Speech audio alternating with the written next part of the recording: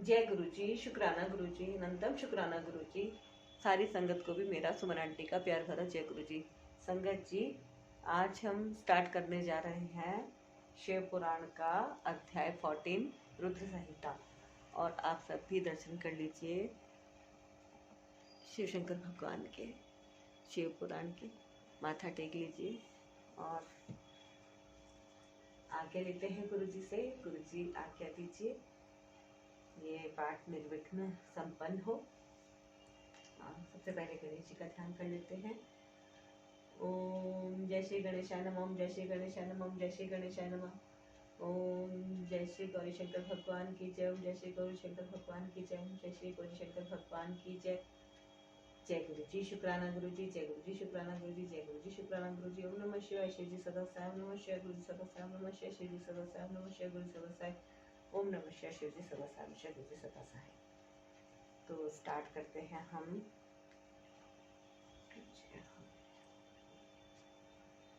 अध्याय 14 रुद्र संहिता का प्रथम खंड। रुद्र संहिता में 5 खंड है, तो ये पहला खंड चल रहा है। आप सब लोग से ध्यान से सुनिए। और गुरु जी की अपार कृपा से मैं इस शिव पुराण का पाठ कर रही हूँ और गुरु जी की ही कृपा से आप इस पाठ को सुन रहे हैं। तो गुरु जी का शुक्राना कमेंट में जरूर कीजिएगा। और गुरु जी से मैं प्रार्थना करती हूँ कि जो भी सब्सक्राइबर हैं, जो भी इस वीडियो को देख रहे हैं, गुरु जी सबका कल्याण करें। अवश्य ही जो भी आपके मन में कामना हो उसको गुरु जी जरूर पूरा करें, है ना। सच्चे दिल से आप पूरी शिव पुराण का पाठ जरूर सुनिएगा। और इस शिव पुराण के पाठ सुनने का बहुत ज़्यादा महात्म्य है। स्पेशली कार्तिक मास आने जा रहा है, कार्तिक मास में तो बहुत ही ज़्यादा है।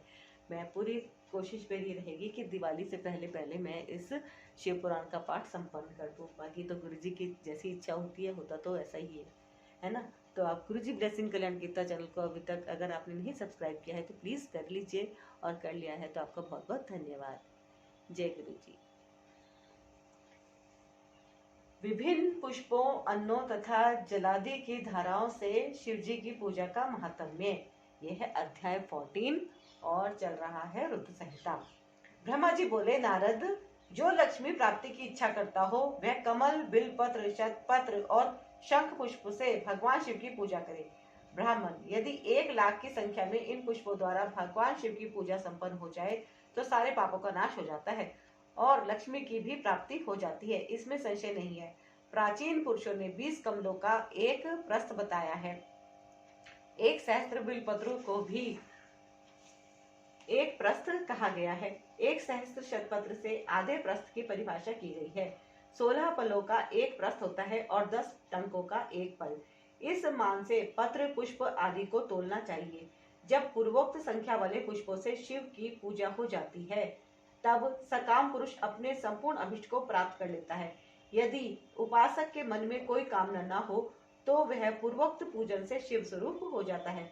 मृत्युंजय मंत्र का जब 5,00,000 जब पूरा हो जाता है तब भगवान शिव प्रत्यक्ष दर्शन देते हैं। 1,00,000 के जप से शरीर की शुद्धि होती है। दूसरे लाख के जप से पूर्व जन्म के बातों का स्मरण होता है।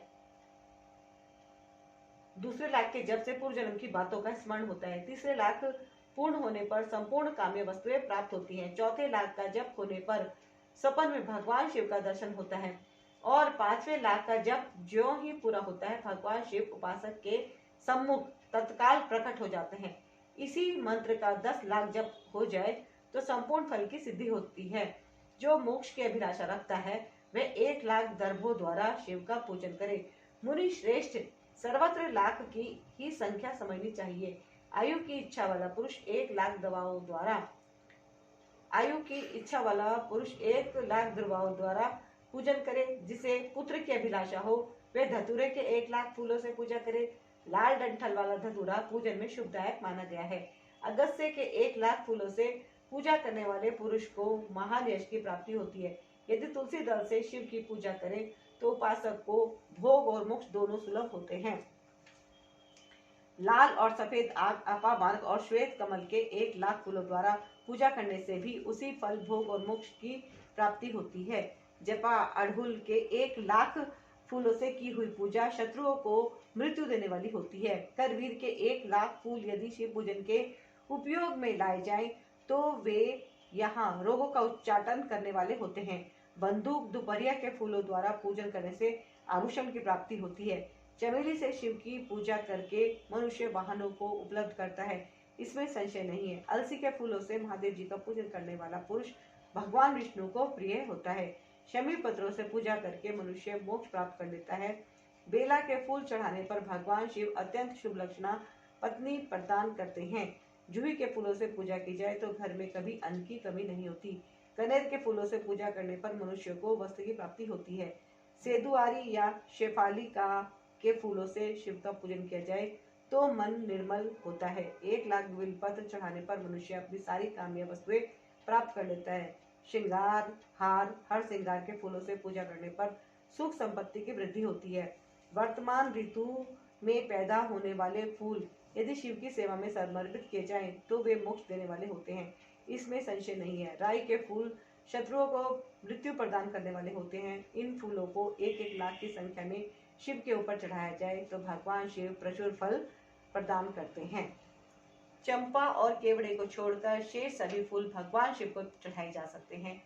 विप्रवर महादेव जी के ऊपर चावल चढ़ाने से मनुष्य की लक्ष्मी बढ़ती है। ये चावल अखंडित होने चाहिए और इन्हें उत्तम भक्ति भाव से शिव के ऊपर चढ़ाना चाहिए।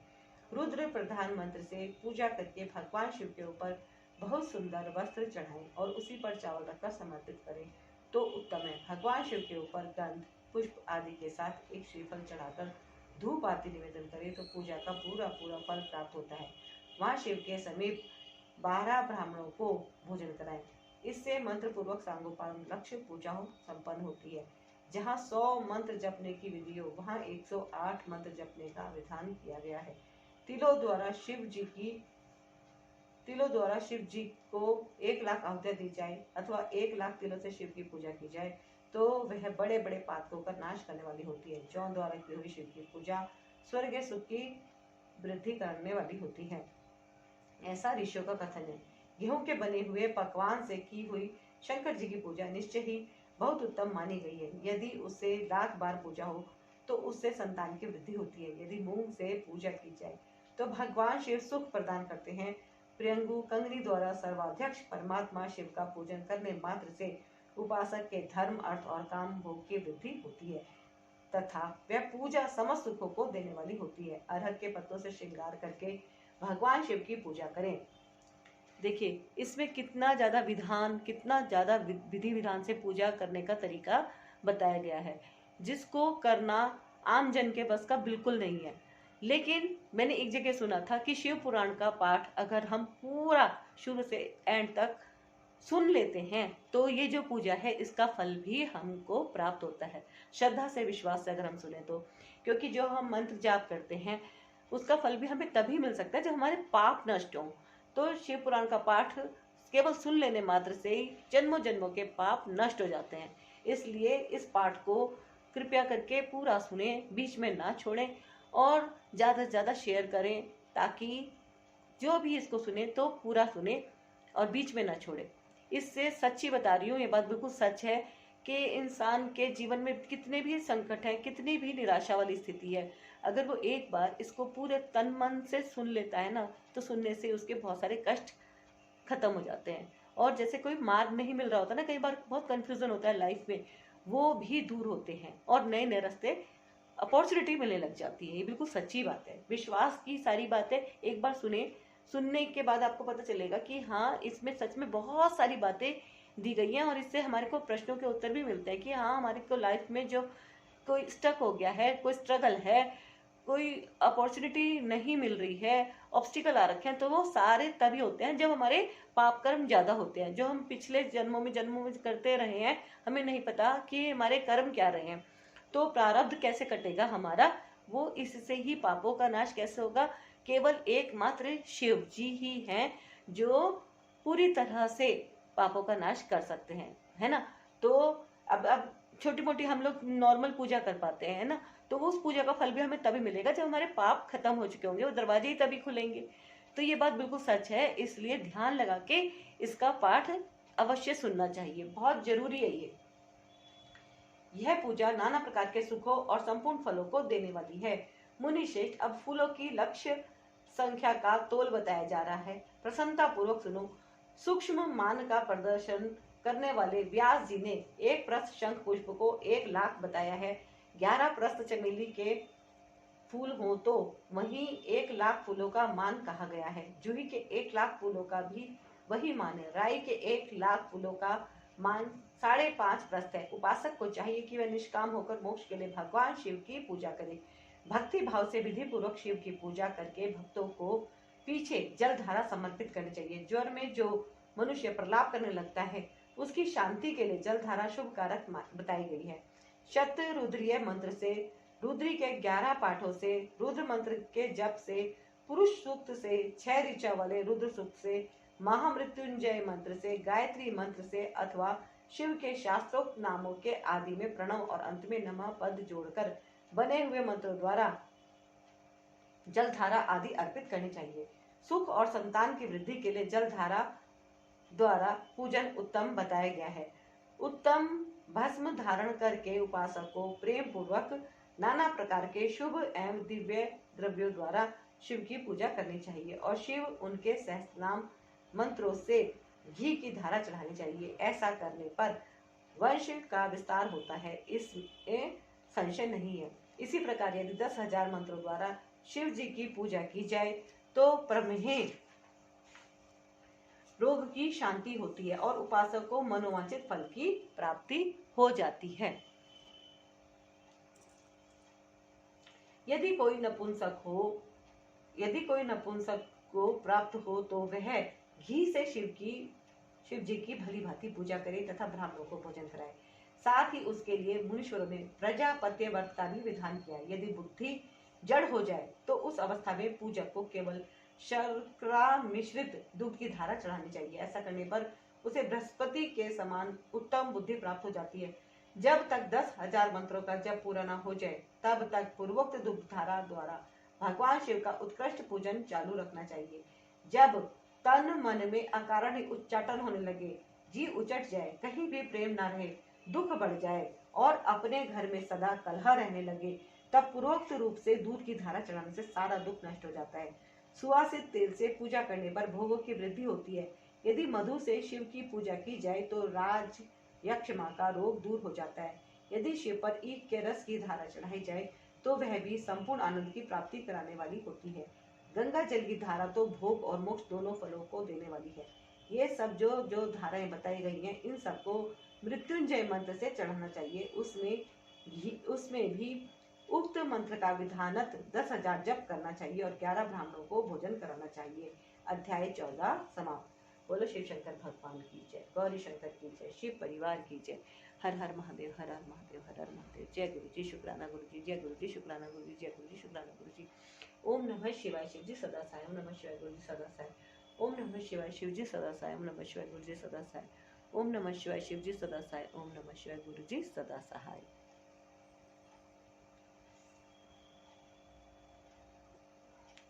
तो अभी अध्याय 14 समाप्त हुआ। अब आया है इसमें सृष्टि का वर्णन। अब हम पाठ करेंगे यहाँ पे सृष्टि का वर्णन।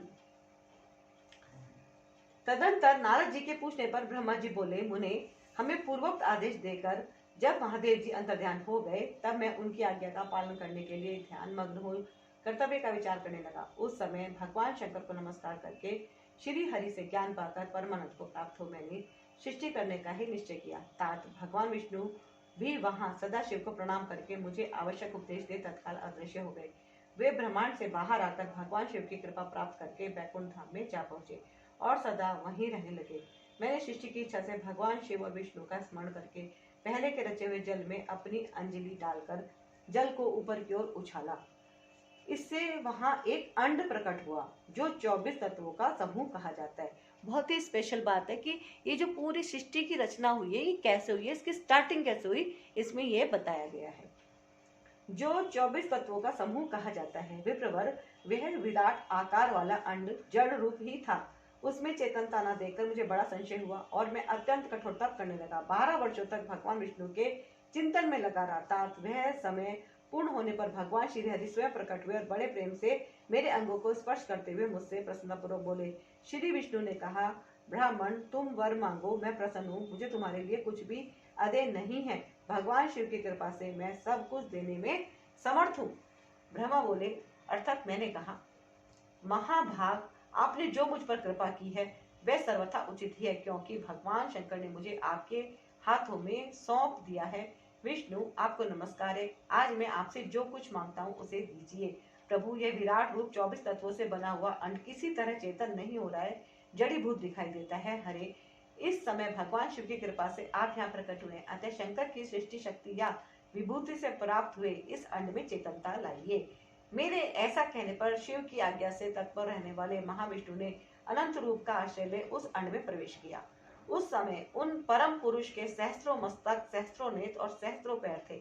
उन्होंने भूमि को सब ओर से घेर कर उस अंड को व्याप्त कर लिया।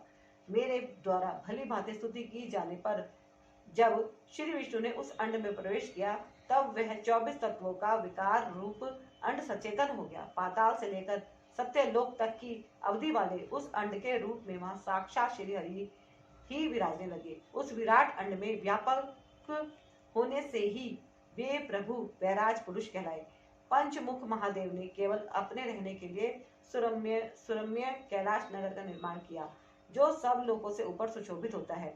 देव ऋषि, संपूर्ण ब्रह्मांड का नाश हो जाने पर भी बैकुंठ और कैलाश, इन दो धामों का यहाँ कभी नाश नहीं होता। मुनि श्रेष्ठ, मैं सत्यलोक का आश्रय लेकर रहता हूँ। तात महादेव जी की आज्ञा से ही मुझ में सृष्टि रचने की इच्छा उत्पन्न हुई है। बेटा, जब मैं सृष्टि की इच्छा से चिंतन करने लगा, उस समय पहले मुझसे अनजान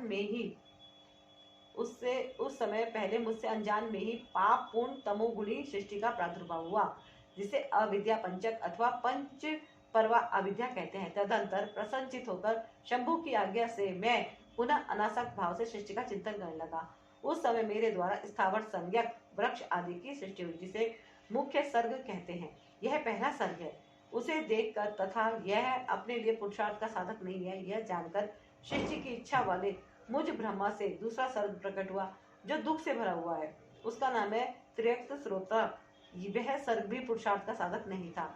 उसे भी पुरुषार्थ साधन की शक्ति से रहित जान जब मैं पुनः सृष्टि का चिंतन करने लगा, तब मुझसे शीघ्र ही तीसरे सात्विक सर्ग का प्रादुर्भाव हुआ, जिसे ऊर्ध्व श्रोत्रा कहते हैं।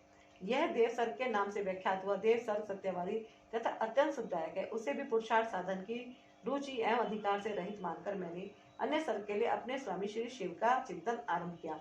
तब भगवान शंकर की आज्ञा से एक रजोगुणी सृष्टि का प्रादुर्भाव हुआ, जिसे अर्वाक श्रोता कहा गया है। इस सर्ग के प्राणी मनुष्य हैं, जो पुरुषार्थ साधन के उच्च अधिकारी हैं। तदंतर महादेव जी की आज्ञा से भूत आदि की सृष्टि हुई। इस प्रकार मैंने 5 तरह की वैकृत सृष्टि का वर्णन किया है। इनके सिवा 3 प्राकृत सर्ग भी कहे गए हैं, जो मुझ ब्रह्मा के सानिध्य से प्रकृति से ही प्रकट हुए हैं। इनमें पहला महतत्व का सर्ग है, दूसरा सूक्ष्म भूतों अर्थात तन मात्राओं का सर्ग है, और तीसरा वैकारिक सर्ग कहलाता है। इस तरह ये 3 प्राकृत सर्ग हैं। प्राकृत और वैकृत दोनों प्रकार के सर्गों को मिलाने से 8 सर्ग होते हैं। इनके सिवा 9वां कोमार सर्ग है, जो प्राकृत और वैकृत भी है। इन सब के अमांतर भेद का मैं वर्णन कर सकता हूँ। इन सब के अमांतर भेद का मैं वर्णन नहीं कर सकता, क्योंकि उसका उपयोग बहुत थोड़ा है। अच्छा, इस तरह ये 3 प्राकृत सर्ग हैं। प्राकृत और वैकृत दोनों प्रकार के सर्गों को मिलाने से 8 सर्ग होते हैं। इनके सिवा 9वां कोमार सर्ग है, जो प्राकृत और वैकृत भी है। इन सब के अवान्तर भेद का मैं वर्णन नहीं कर सकता, क्योंकि उसका उपयोग बहुत थोड़ा है। अब द्विजात्मक सर्ग का प्रतिपादन करता हूँ। इसी का दूसरा नाम कोमार सर्ग है, जिसमें सनक, सनंदन आदि कुमारों की महत्वपूर्ण सृष्टि हुई है। सनक आदि मेरे 4 मानस पुत्र हैं, जो मुझ ब्रह्मा के ही समान हैं। वे महान वैराग्य से संपन्न हुए, उत्तम व्रत का पालन करने वाले हुए। उनका मन सदा भगवान शिव के चिंतन में ही लगा रहता है। वे संसार से विमुख एवं ज्ञानी हैं। उन्होंने मेरे आदेश देने पर भी सृष्टि के कार्य में मन नहीं लगाया। मुनि श्रेष्ठ नारद सनकादि कुमारों के दिए हुए नकारात्मक उत्तर को सुनकर मैंने बड़ा भयंकर क्रोध प्रकट किया। उस समय मुझ पर मोह छा गया। उस अवसर पर मैंने मन ही मन भगवान विष्णु का स्मरण किया। वे शीघ्र ही आ गए और उन्होंने समझाते हुए मुझसे कहा, तुम भगवान शिव की प्रसन्नता के लिए तपस्या करो। मुनि श्रेष्ठ, श्री हरि ने जब मुझे ऐसी शिक्षा दी तब मैं महाघोर एवं उत्कृष्ट तप करने लगा। सृष्टि के लिए तपस्या करते हुए मेरी दोनों भुएं और नासिका के मध्य भाग से, जो उनका अपना ही अभिमुक्त नामक स्थान है, महेश्वर की 3 मूर्तियों से अन्यतम पूर्णांश सर्वेश्वर एवं दया सागर भगवान शिव अर्धनारीश्वर रूप से प्रकट हुए, जो जन्म से रहित तेज की राशि, सर्वज्ञ तथा सर्वश्रेष्ठ हैं। उन नील लोहित नामधारी साक्षात उमावल्लभ शंकर को सामने देख बड़ी भक्ति से मस्तक झुका उनकी स्तुति करके मैं बड़ा प्रसन्न हुआ और उन देव देवेश्वर से बोला, प्रभु आप भांति भांति के जीवों की सृष्टि कीजिए। मेरी यह बात सुनकर उन देवाधिदेव महेश्वर रुद्र ने अपने ही समान बहुत से रुद्रगणों की सृष्टि की। तब मैंने अपने स्वामी महेश्वर महारुद्र से फिर कहा, देव आप ऐसे जीवों की सृष्टि कीजिए जो जन्म और मृत्यु के भय से युक्त हों। मुनि श्रेष्ठ, मेरी ऐसी बात सुनकर करुणा सागर महादेव जी हंस पड़े और तत्काल इस प्रकार बोले। महादेव जी ने कहा, विधात, मैं जन्म और मृत्यु के भय से युक्त अशोभन जीवों की सृष्टि नहीं करूंगा, क्योंकि वे कर्मों के अधीन हो दुख के समुद्र में डूबे रहेंगे। मैं तो दुख के सागर में डूबे हुए उन जीवों का उद्धार मात्र करूंगा। गुरु का स्वरूप धारण करके उत्तम ज्ञान प्रदान कर उन सबको संसार सागर से पार करूंगा। प्रजापते, दुख में डूबे हुए सारे जीव की सृष्टि तो तुम ही करो। मेरी आज्ञा से इस कार्य में प्रवृत्त होने के कारण तुम्हें माया नहीं बांध सकेगी। मुझसे ऐसा कहकर श्रीमान भगवान नील लोहित महादेव मेरे देखते देखते अपने पार्षदों के साथ वहां से तत्काल तिरोहित हो गए।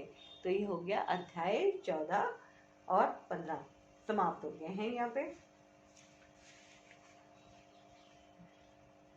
अध्याय 14 समाप्त हो गया था, सृष्टि का वर्णन, और अब अध्याय 15 समाप्त। बोलो शिव शंकर भगवान की जय, गौरी शंकर की जय, शिव परिवार की जय। हर हर महादेव, हर हर महादेव, हर हर महादेव। जय गुरु जी, शुक्राना गुरु जी, जय गुरु जी, शुक्राना गुरु जी, जय गुरु शुक्राना गुरु जी। ओम नमः शिवाय। शिव जी सदा साहेब नमः, शिव गुरु जी सदा साहेब नमः, शिव जी सदा साहेब, शिव गुरु सदा साहेब नमः, शिव जी सदा साहेब, शिव गुरु जी सदा सहाय। स्वयंभू मनु और शत्रुपा की ऋषियों की तथा दक्ष कन्याओं की संतानों का वर्णन तथा सती और शिव की महत्ता का प्रतिपादन। ब्रह्मा जी कहते हैं, नारद, तदंतर मैंने शब्द, तन मात्रा आदि सूक्ष्म भूतों को स्वयं ही पंचीकृत करके अर्थात उन पांचों का परस्पर सम्मिश्रण करके उनसे स्थूल आकाश, वायु, अग्नि, जल और पृथ्वी की सृष्टि की। पर्वतों, समुद्रों और वृक्षों आदि को उत्पन्न किया। कला से लेकर युग पर्यंत जो काल विभाग है उनकी रचना की। उन्हें उत्पत्ति और विनाश वाले और भी बहुत से पदार्थों का मैंने निर्माण किया, परंतु इससे मुझे संतोष नहीं हुआ। तब सांब शिव का ध्यान करके मैंने साधन परायण पुरुषों की सृष्टि की। अपने दोनों नेत्रों से मरीचि को, हृदय से भृगु को, सिर से अंगिरा को, वयान वायु से मुनिश्रेष्ठ पुलह को, उदान वायु से पुलस्त्य को, समान वायु से वशिष्ठ को, अपान से क्रतु को, दोनों कानों से अत्रि को, प्राणों से दक्ष को, गोद से तुम को, छाया से कर्दम मुनि को तथा संकल्प से समस्त साधनों के साधन धर्म को उत्पन्न किया। मुनि श्रेष्ठ, इस तरह इन उत्तम साधनों की सृष्टि करके महादेव जी की कृपा से मैंने अपने आप को कृतार्थ माना। तत्पश्चात संकल्प से उत्पन्न हुए धर्म मेरी आज्ञा से मानव रूप धारण करके साधकों की प्रेरणा से साधन में लग गए। इसके बाद मैंने अपने विभिन्न अंगों से देवता, असुर आदि के रूप में असंख्य पुत्रों की सृष्टि करके उन्हें भिन्न भिन्न शरीर प्रदान किए।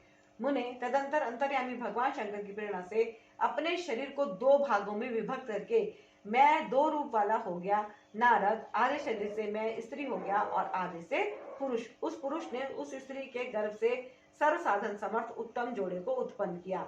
उस जोड़े में जो पुरुष था वही स्वयंभू मनु के नाम से प्रसिद्ध हुआ।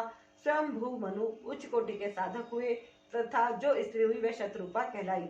वह योगिनी और तपस्विनी हुई। तात मनु ने वैवाहिक विधि से अत्यंत सुंदरी शत्रुपा का पाणी ग्रहण किया और उससे वे मैथुन जनित सृष्टि उत्पन्न करने लगे। उन्होंने शत्रुपा से प्रियवत और उत्तान पाद नामक 2 पुत्र और 3 कन्याएं उत्पन्न की। कन्याओं के नाम है आकुति, देवहूति और प्रसूति। मनु ने आकुति का विवाह प्रजापति रुचि के साथ किया। मंझली पुत्री देवहूति कर्दम को ब्याह दी और उत्तानपाद की सबसे छोटी बहन प्रसूति प्रजापति दक्ष को दे दी। उनकी संतान परंपराओं से समस्त चराचर जगत व्याप्त है। रुचि से आकुति के गर्भ से यज्ञ और दक्षिणा नामक स्त्री पुरुष का जोड़ा उत्पन्न हुआ। यज्ञ के दक्षिणा से 12 पुत्र हुए। मुने कर्दम द्वारा देवहूति के गर्भ से बहुत सी पुत्रियां उत्पन्न हुई। दक्ष के प्रसूति से 24 कन्याएं हुई। उनमें से श्रद्धा आदि 13 कन्याओं का विवाह दक्ष ने धर्म के साथ कर दिया। मुनीश्वर, धर्म की उन पत्नियों के नाम सुनो। श्रद्धा, लक्ष्मी, धृति, तुष्टि, पुष्टि, मेधा, क्रिया, बुद्धि, लज्जा, वसु, शांति, सिद्धि और कीर्ति, ये सब 13 हैं। इनसे छोटी जो शेष 11 सुलोचना कन्याएं थी, उनके नाम इस प्रकार हैं: ख्याति, सती, संभूति, स्मृति, कृति, क्षमा, सन्नति, अनसुईया, ऊर्जा, स्वाहा तथा स्वधा। भृगु, शिव, मरीचि, अंगिरा मुनि, पुलस्त्य, पुलह, मुनिश्रेष्ठ, क्रतु, अत्रि, वशिष्ठ, अग्नि और पितरों ने क्रमश इन ख्याति आदि कन्याओं का पाणी ग्रहण किया। भृगु आदि मुनिश्रेष्ठ साधक हैं। इनकी संतानों से चराचर प्राणियों सहित सारी त्रिलोकी भरी हुई है। इस प्रकार अंबिकापति महादेव जी की आज्ञा से अपने पूर्व कर्मों के अनुसार बहुत से प्राणी असंख्य शेष द्विजों के रूप में उत्पन्न हुए। कल्प भेद से दक्ष के 60 कन्याएं बताई गई हैं। उनमें से 10 कन्याओं का विवाह उन्होंने धर्म के साथ किया है। 27 कन्याएं चंद्रमा को ब्याह दी और विधि पूर्वक 13 कन्याओं के हाथ दक्ष ने कश्यप के हाथ में दे दिए। नारद, उन्होंने 4 कन्याएं श्रेष्ठ रूप वाले ताक्ष्य, अरिष्टिनेमि को ब्याह दी तथा भृगु, अंगिरा और कृशाश्व को 2-2 कन्याएं अर्पित की। इन स्त्रियों से उनके पतियों द्वारा बहुसंख्यक चराचर प्राणियों की उत्पत्ति हुई। मुनिश्रेष्ठ दक्ष ने महात्मा कश्यप को जिन 13 कन्याओं का विधि पूर्वक दान दिया था, उनकी संतानों से सारी त्रिलोकी व्याप्त है। स्थावर और जंगम कोई भी सृष्टि ऐसी नहीं है जो कश्यप की संतानों से शून्य हो। देवता, ऋषि, दैत्य, वृक्ष, पक्षी, पर्वत तथा तृणलता आदि सभी कश्यप पत्नियों से पैदा हुए हैं। इस प्रकार दक्ष कन्याओं की संतानों से सारा चराचर जगत व्याप्त है। पाताल से लेकर सत्यलोक पर्यंत समस्त ब्रह्मांड निश्चय ही उनकी संतानों से सदा भरा रहता है, कभी खाली नहीं रहता। इस तरह भगवान शंकर की आज्ञा से ब्रह्मा जी ने भली भांति सृष्टि की।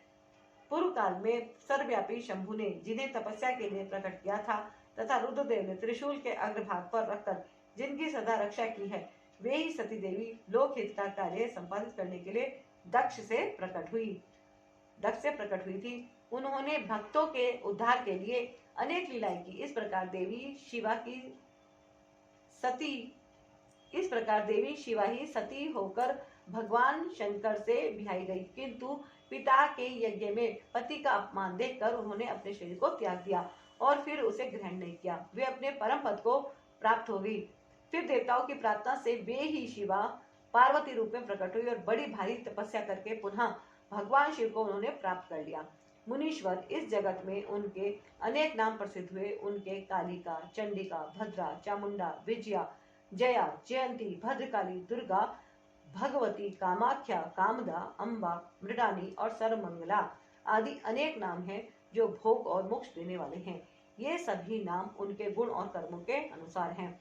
मुनिश्रेष्ठ नारद, इस प्रकार मैंने सृष्टि कर्म का तुमसे वर्णन किया है। ब्रह्मांड का ये सारा भाग भगवान शिव की आज्ञा से मेरे द्वारा रचा गया है। भगवान शिव को परब्रह्म परमात्मा कहा गया है। मैं विष्णु तथा रुद्र, ये 3 देवता गुण भेद से उन्हीं के रूप बतलाए गए हैं। वे मनोरम शिव लोक में शिवा के साथ स्वच्छंद विहार करते हैं। भगवान शिव स्वतंत्र परमात्मा है। निर्गुण और सगुण भी वे ही हैं। अध्याय 16 समाप्त। बोलो शिव शंकर भगवान की जय। गौरी शंकर की जय। शिव परिवार की जय। हर हर महादेव, हर हर महादेव, हर हर महादेव। जय गुरु जी, शुक्राना गुरु जी, जय गुरु जी, शुक्राना गुरु जी, जय गुरु जी, शुक्राना गुरु जी। ओम नमः शिवाय, शिव जी सदा सहाय। ओम नमः शिवाय, गुरु जी सदा सहाय। ओम नमः शिवाय, शिव जी सदा सहाय। ओम नमः शिवाय, गुरु जी सदा सहाय। ओम नमः शिवाय, शिव जी सदा सहाय। ओम नमः शिवाय, गुरु जी सदा सहाय।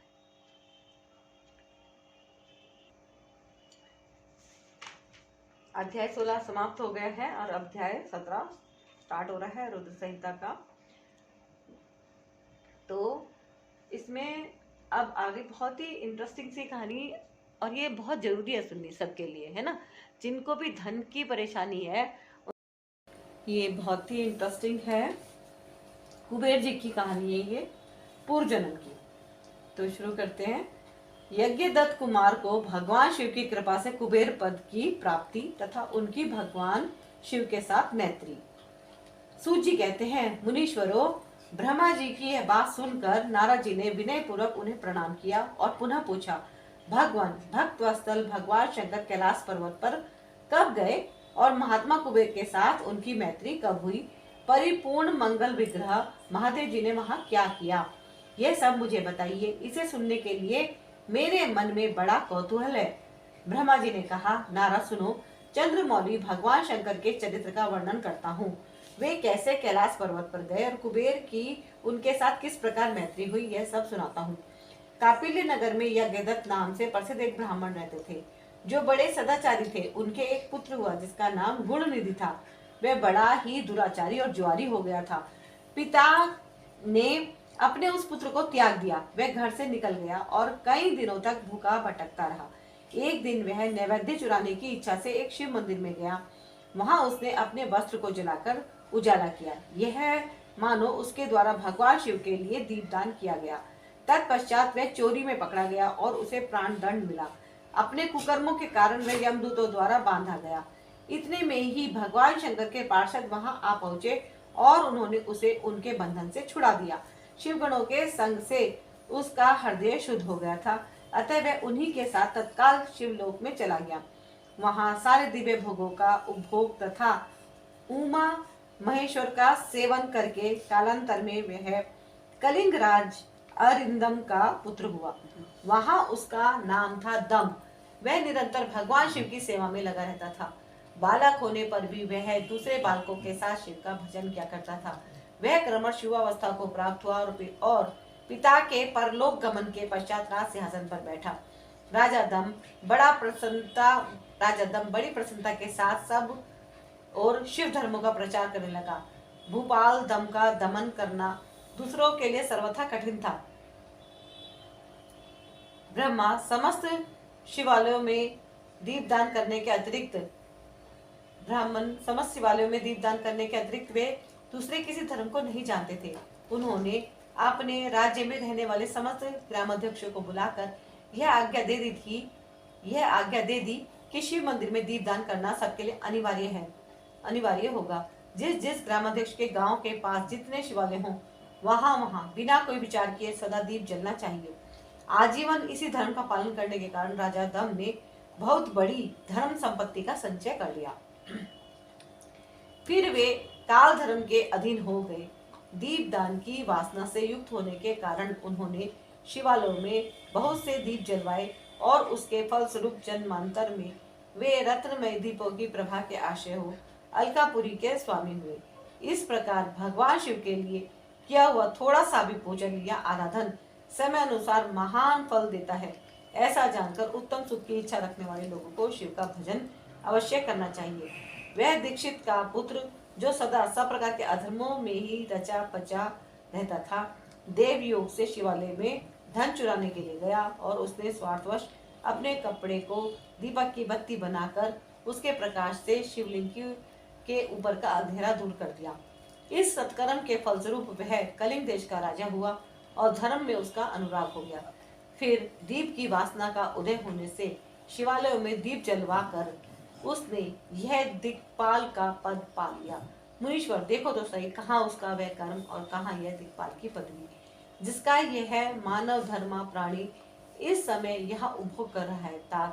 यह तो उसके ऊपर शिव के संतुष्ट होने की बात बताई गई। अब एक चित होकर यह सुनो कि किस प्रकार सदा के लिए उसकी भगवान शिव के साथ मित्रता हो गई। मैं इस प्रसंग का तुमसे वर्णन करता हूँ। नारद, पहले के पादे कल्प की बात है। मुझ ब्रह्मा के मानस पुत्र पुलस्त्य में विश्रवा का जन्म हुआ।